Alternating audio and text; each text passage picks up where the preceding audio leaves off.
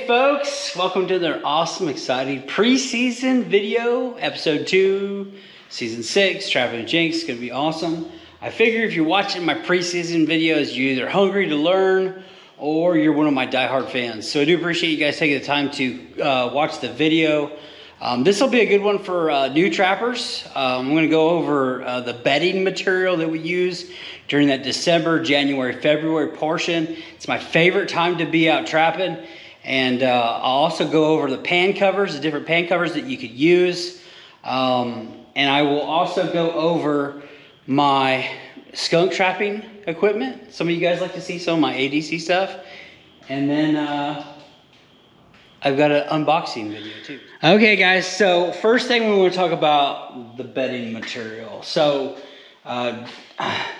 during that November portion in my state, I could trap about, if I go up out of state, I could trap 2 weeks without using dry bedding material. Now, if you're new to trapping, you dig out a bed. Now that bed, when that hole you dig out of the ground, during the winter months, you can't use that because it has moisture in it.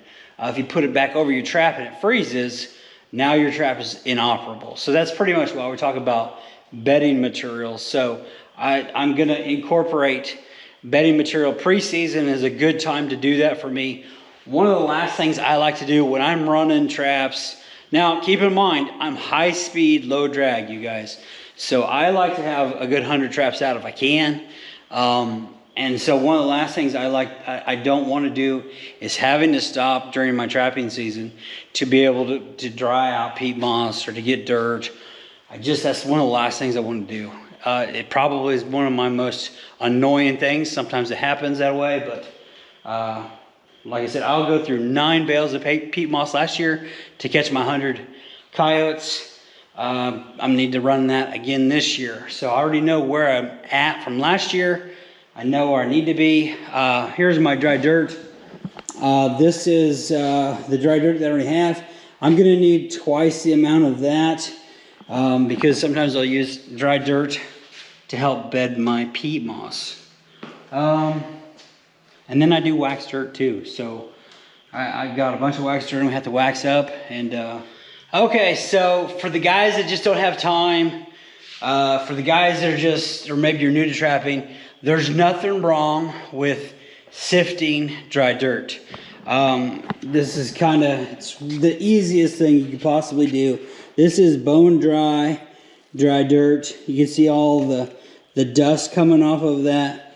I probably am going to use that for my wax dirt, but a good place to get dry dirt, especially in the wintertime if you're last minute kind of guy and you don't know where to get it. One of my favorite places to get dry dirt is underneath gravel bridges, the bridges that are concrete, have the girders, you know. Underneath those, there's always good dry dirt underneath the girders. So I'll go down there with a bucket and then get you a sifter, which I'm probably speaking to the choir, but one of these at Trapper Supply, sift out all the rocks. And that is a good way to keep your traps running. Now, the bad thing about dirt, when you get moisture, it turns into mud. So that's probably about one of my last place things. But like I said, if you're new to trapping, dry dirt works perfectly fine. If you want to add salt to it, you're more than welcome to. I know a lot of guys won't because of deer, but dry dirt is a good first option. From there is the peat moss, in my opinion. I'll show you a little bit in depth later. The bales, you get these at your hardware store. The peat moss will actually repel water. It's not 100% waterproof material. It will absorb moisture, but it does good. The only thing about it is it's fluffy. It's a little hard to learn how to bed your traps in it.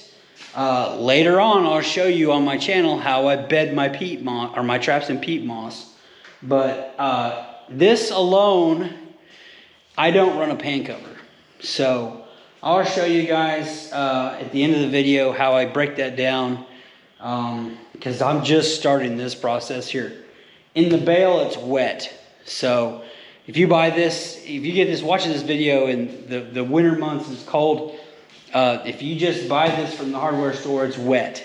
So you can't, in my opinion, you shouldn't really use this straight out of the container. You got to dry it, which is what I'm doing right now. I'm getting ready to do. Anyways, that's the peat moss. What you want to do is, here's my peat moss. It's dry. Once again, it's fluffy.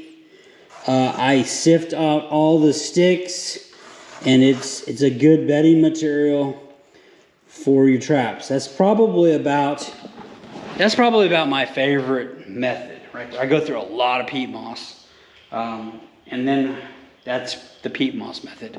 Now, lastly is waxed dirt. So here's the dirt. Here's waxed dirt. You buy it from your Trapper Supply store. Flake wax, you could get that at any of the Trapper Supply stores. You'll need to melt that. I have some videos on how to make wax dirt, small batch, but basically I do 2 parts as a 1:5 ratio. So 1 part flake wax to 5 parts dry dirt. That's the ratio that I'm going with. And now to give you an idea, I took a cap full of water. This is water right here. You can see the dirt. Now it just goes straight over into mud. That's regular dry dirt. Now, okay, so after you do the wax dirt method, where you, like I said, I can show you guys how I do that. I've got a video on it. I'm trying to link it down below. But you're basically cooking this into the dry dirt. Now that same water, you can see how that just beads. And this, in my opinion, is always the king, because it totally repels the water. It's not turning into mud. You can just see I'm playing with it right here on top of the surface.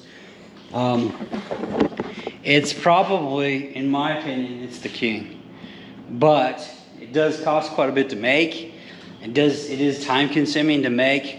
But for me, I like, when I run my winter line that's close by my house, I like to run wax dirt on those sets. I feel like I get a lot of good use out of that, if that makes sense. So to break it down for you, this is the shortest term as far as keeping your traps running. This is probably number 2. I get about a week and a half on my peat moss. And then this is definitely the king. So probably, oh, I don't know how long it would take. Maybe a couple weeks, week and a half, 2 weeks. Pretty similar in nature. But the biggest enemy that we have as trappers is moisture. Number 1, in my opinion. We fight the moisture. That's what really gets to us.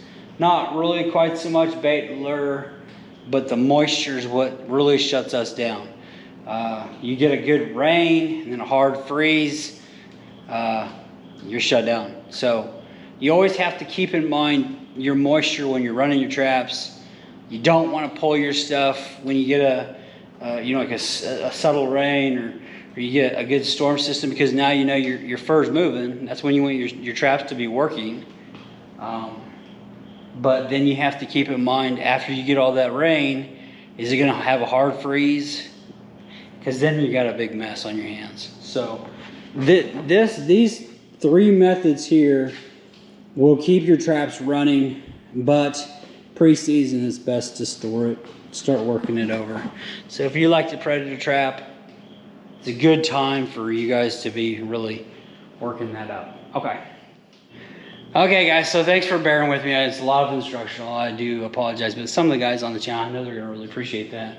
And gonna be doing a little bit of talking. I got a box right here in the mail the other day from Alan Probst, North American Trapper.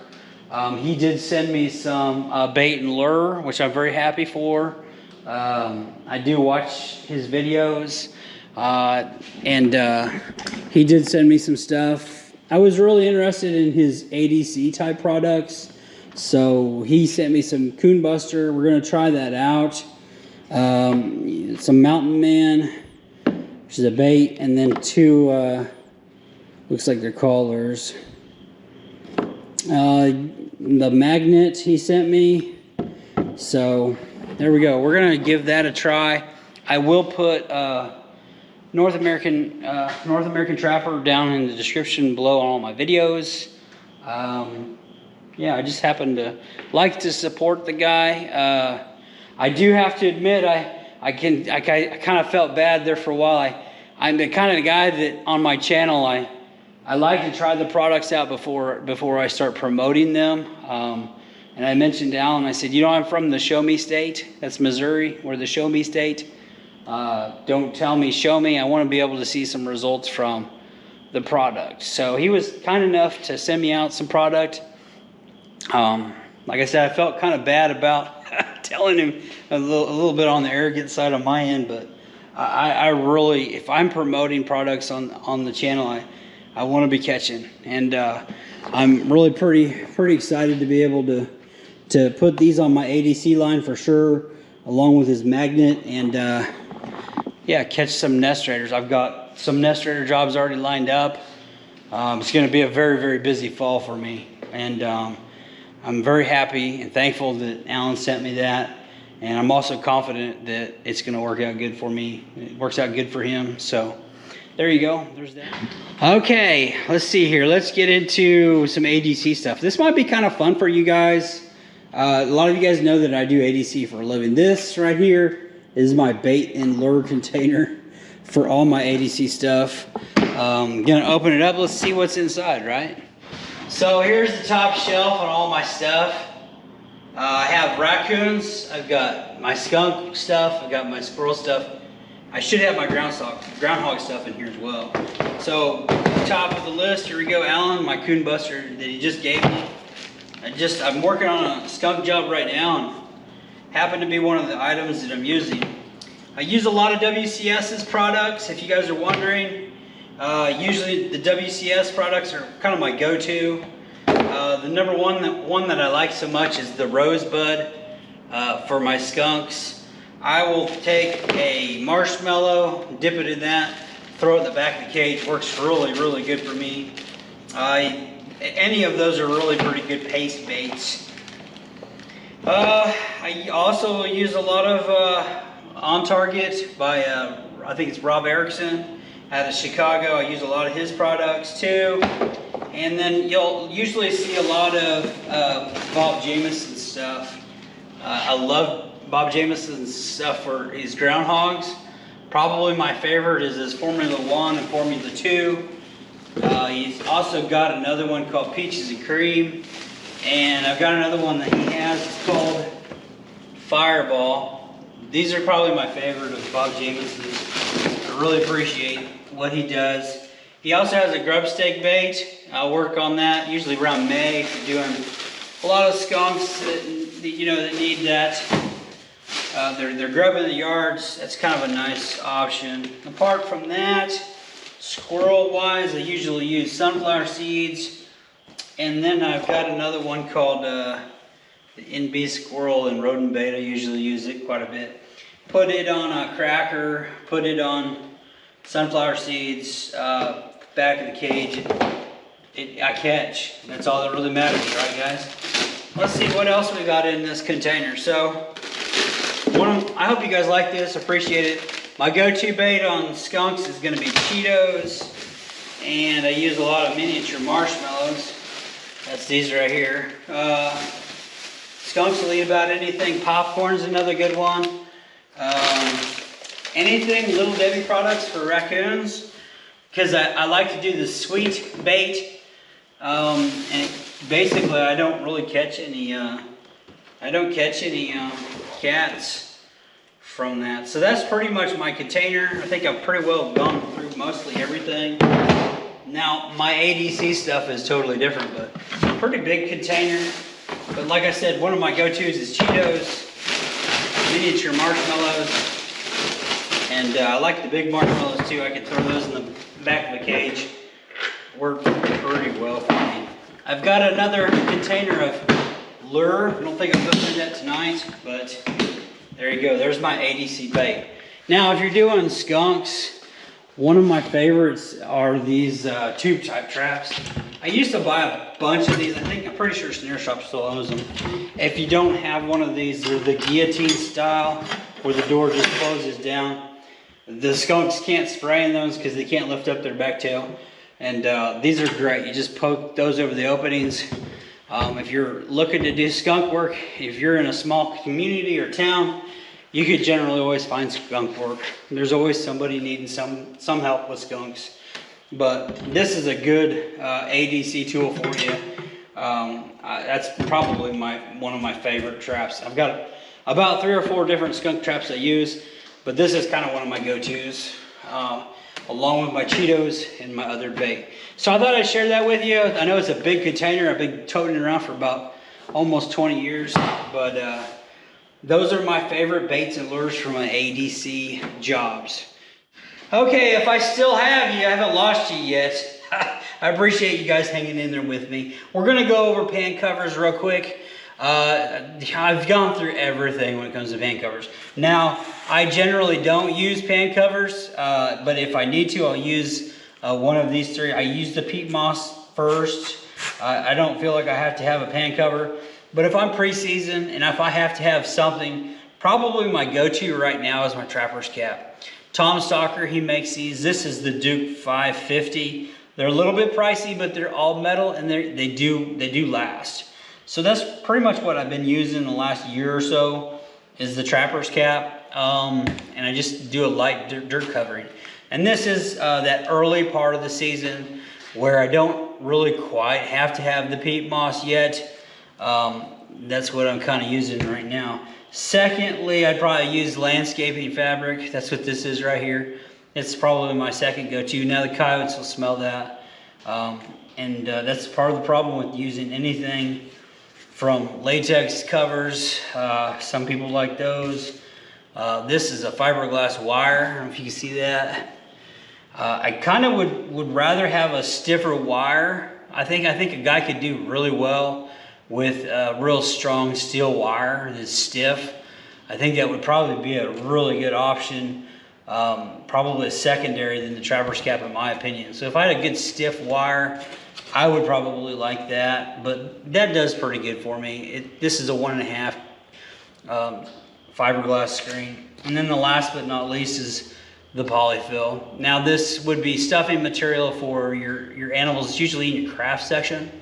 But this is pretty much, you'll put that underneath your pan. If you've never seen that before, you don't know what it is. It's called polyfill. You can get that in your craft supply stores. It does work. The thing that I have against it is, number one, the mice will somehow find that underneath the paint cover. And secondly, if you get any moisture and it freezes, it'll freeze underneath your pan. So, but it does work. You can just try it out. A lot of guys use different things. Wax Tex, toilet paper, you name it, you can do it. Coffee filters. It seems like I've tried it all. But these are some options for a pan cover. If you guys are kind of new to trapping, like I said, I do kind of recommend that. Trapper's cap is a little pricey. Otherwise, I'm probably going with landscaping fabric. You get that at your hardware store and just cut it out. It's soft. It doesn't make a lot of noise. It will hold moisture underneath it. That's the only bad thing about it is it doesn't breathe. But it does work pretty good. Yeah, so there you go. There's your pan covers. Okay, lastly, I do appreciate you guys hanging in there with me. I feel like I preach to the choir. Lastly, one of the things that I do, this is one of my more tedious jobs. These bales, like I said earlier, they're wet. So I'll show you what's in them real quick.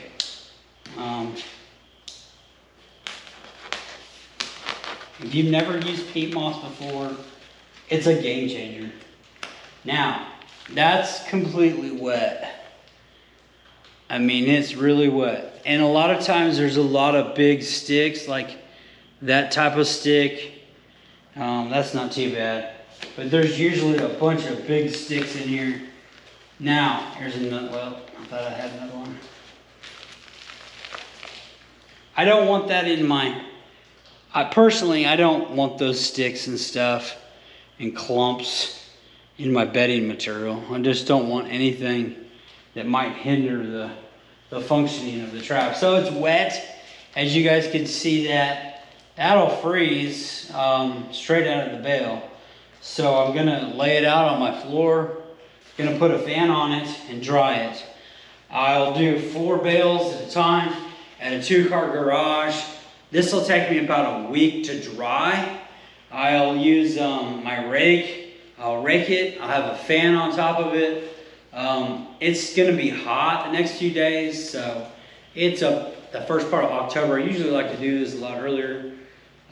Make sure you get one of these. This is a lifesaver, unless you like breathing in a bunch of dust.